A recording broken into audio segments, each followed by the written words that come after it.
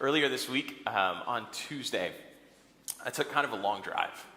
I drove about 3 hours to Pearsall, Texas, to the GEO South Texas ICE detention facility where a member of our congregation has been for about 2 months. I just learned that he had been there last week, so I decided he needed to see someone who cared for him. He's okay. He's in good spirits, which is good. He's partway through his court hearings. He has another proceeding coming up and asks for your prayers.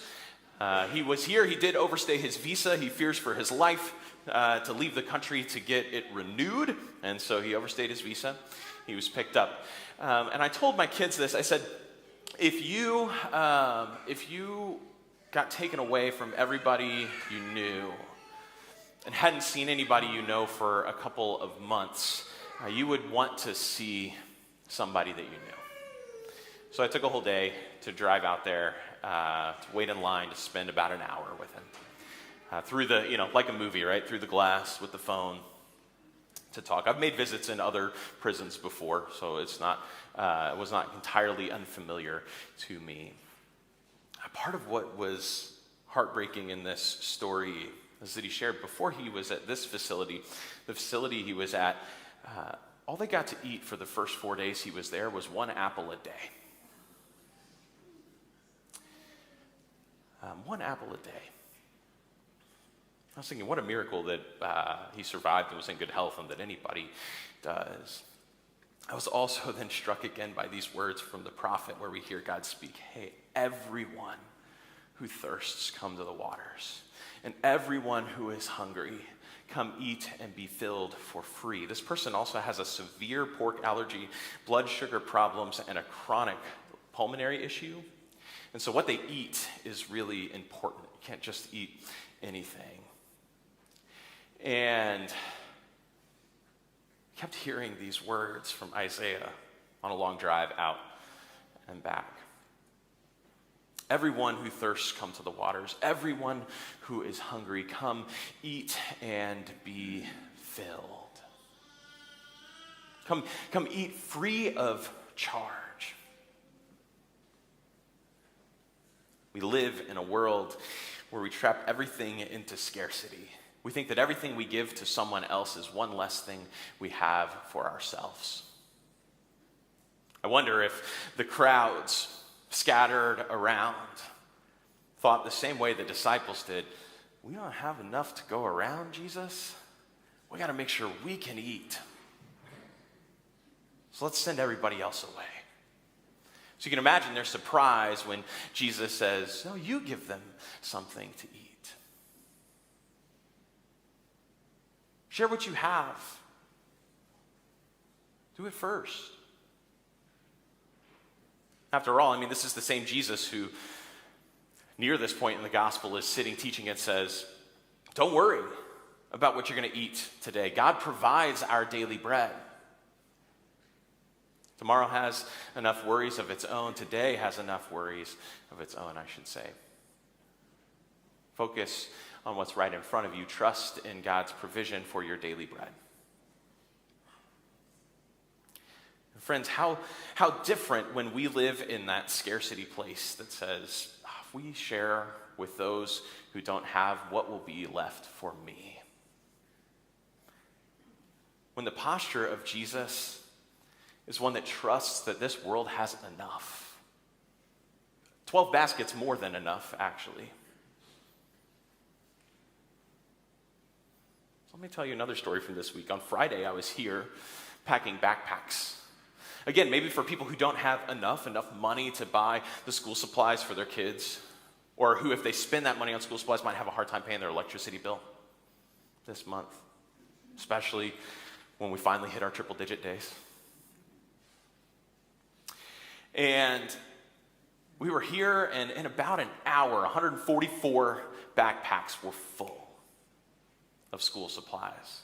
And they were full because of what you brought and shared and left to be blessed by God for the sake of your neighbor. And do you know what? Then we looked around and there was a lot left. Maybe not baskets, maybe 12 boxes full of stuff. And I had gotten a call from Global Refuge, that's Lutheran Immigration and Refugee Services, and they said, hey, does your congregation have any interest in, we're trying to get school supplies for children of immigrants who are here, of refugees who have lived here for a long time and who might not have what they need in San Antonio. And so I asked our folks, I said, do you think we could, I see backpacks left and some school supplies left, and maybe not the right number for the type of backpacks we were packing. Do you think we could spare 5? And I can take them down to San Antonio and we can help there too. Because we have more than enough. And what a blessing it is when you have more than enough to get to share that with others who need it. And I said, 5, how about 10? I have 16 backpacks. Because there was more than enough. We get to bless neighbors here, and we get to bless neighbors all throughout Texas so that those kids can go to school and learn.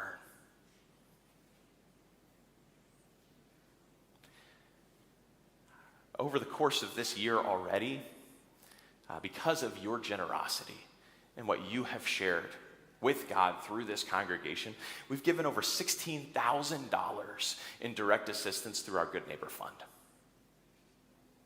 What does that actually mean? That looks like rent paid for somebody who had a stroke and is now on disability but didn't have their disability lined up, because who does before you have a stroke? That looks like helping pay the initial deposit to get into an apartment for a family that finally was going to get to move out of their car into a living space for the first time in over a year, because they had work but they didn't have their first paycheck yet.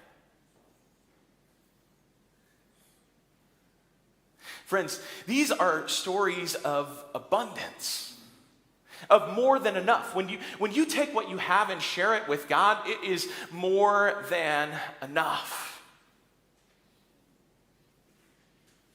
It's help getting to a safe location for someone who's been experiencing domestic violence. This week was filled with heartbreak and with surprises. Surprising scarcity in a country that does have an abundance to care for human beings. But more surprising abundance from all of you gathered here. Because when we take what we have and give it to God, however much it is, Jesus takes it, blesses it, breaks it open, and passes it out, so that everyone who thirsts can drink and everyone who hungers can be fed. When we give what we have to Christ for the sake of our neighbor, it is always more than enough. See, when we share this way, it's surprising generosity. I mean, just this last couple of months, we've gotten gifts, financial gifts, and gifts of time and energy from people showing up unexpectedly to help with the ministry of the gospel in this place. There's a surprising impact because it's always more than just the gift, right? When we give those backpacks to our neighbors, they don't just get the backpack and the school supplies. They get a few extra dollars for gasoline. They can get to where they're going and have a little more of their paycheck to share with their family. It's surprising that there's more than enough. And we have a surprising gospel reading. Now, it's in all 4 gospels, and we're familiar with it, which a lot of times makes that gospel reading less surprising. Right? Well, he took the loaves, and he blessed them, and he passed them out. 5,000 people ate, besides the women and the children. Are you kidding me? Are you kidding me? 5 loaves and 2 fish? Passed around and everyone ate. It wasn't, I didn't eat so that you could. There was enough for everyone to eat and be filled. Just as the prophet says, everyone who thirsts come and drink. Everyone who eats come, or everyone who hungers come and eat free of charge. When we give what we have to Christ for the sake of our neighbor, it is always more than enough. Because Christ is more than enough. Jesus has more than enough time, right? He has time to heal both the synagogue leader's daughter and the woman with the hemorrhage. Jesus has more than enough grace for every person. Just because you get infinite grace and love doesn't mean that there's less infinite grace and love for your neighbor. Jesus brings life that is abundant, that is full to the brim and flowing over. And today, Hannah will come to these waters. You come to these spirit-filled waters, where Christ will meet you with more than enough. We'll meet you with more than enough grace for today and every day. With an abundant, overflowing love that never runs out, that actually only keeps growing. Christ will meet you with new life in God that is more than enough because Christ is there, and with Christ there is always more than enough. So having been given this abundant life that starts right now, which everyone through these waters of baptism has. And if you're still thinking about baptism, if you have not yet entered into these waters, I'm always open to sharing more about what that looks like and means in your life, to come and meet a Christ who is more than enough. All of us enter into the gospel mission of bringing wholeness to a broken creation. All of us come together to give what we have to Christ, trusting and knowing that with Christ, it is always more than enough.